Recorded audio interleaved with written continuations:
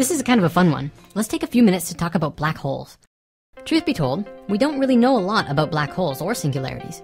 Not naming any names here, but there are actually some scientific institutions that have published videos describing them as gigantic vacuum cleaners in space, or big sucking blob monsters that absorb everything in sight. But that's not really scientifically accurate because it has no structure to it. What we do know about them is rather interesting. With our modern mathematics and physics, we understand that at the center of the black hole is a space with zero volume and yet infinite gravity. Infinite gravity, so powerful that light itself cannot escape its pull.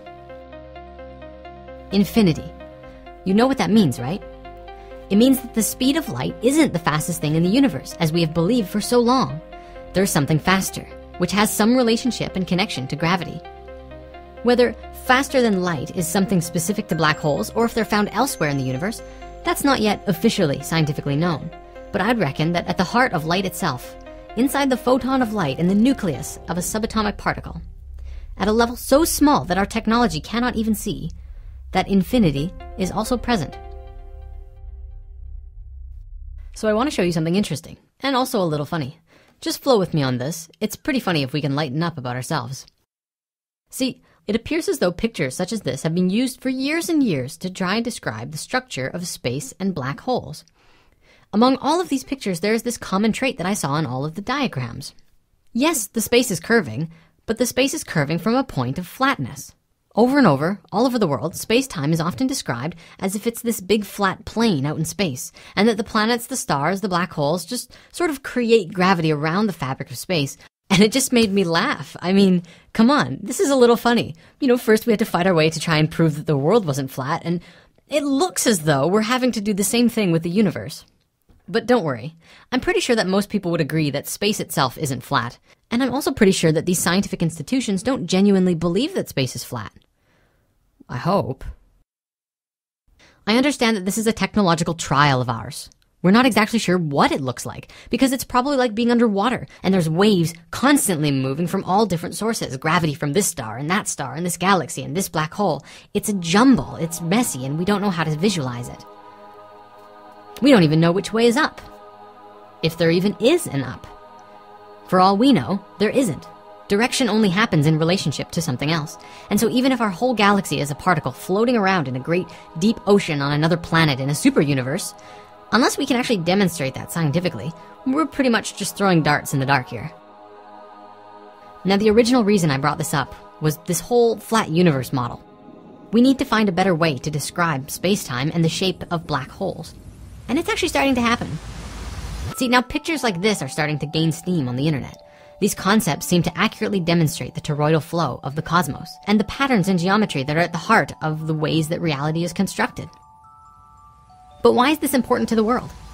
Honestly, I think it helps people see how these same patterns are present everywhere, from whirlpools, galaxies, atoms, and even in our own bodies. We grow and build a sense of connection with everything around us. Now, I want to present an idea with you.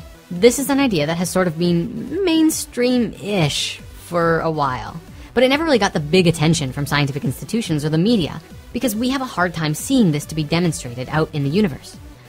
At the same time, that's how we evolve in science, is we have to make predictions and then try and demonstrate and find examples of these things to see that they are in fact true. Or find the way in which it is true, how it does work. Just because this way isn't right doesn't mean that it can't work another way, such as this. You know how black holes absorb light and matter and pretty much everything? That light obviously must go somewhere.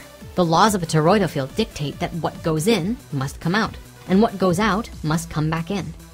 Now, the problem was that we've never really been able to follow or watch or see where energy and light goes once it goes into a black hole. We are blind once things pass the event horizon. All we know is that the laws of physics break down, infinity becomes reality, and anything is possible. Some theories about this, as well as a beautiful demonstration by Neil deGrasse Tyson in episode 4 of The New Cosmos, discusses the idea of going through a black hole and coming out in another universe, or a parallel dimension. In the case of black holes, at the point of singularity, the fabric of space itself is said to break, and all of the different universes become connected. We could also imagine that perhaps small black hole vacuums are what creates stars. You know, stars form from collapsing clouds of space dust, and perhaps at the core of that fusing is that infinite space of fusion and infinity, the singularity. I know. What does it have to do with you, right? Everything. It has everything to do with you. And we're gonna get to that. We have a new episode planned for next week, so stay tuned. Oh, and if you haven't seen this yet, yeah. For me, I'm just in awe that there's so much about reality that we really don't know. The universe is so vast and so much greater than ourselves, and we're a part of that whole. We make it up, and without us, it would be incomplete. And that's pretty awesome.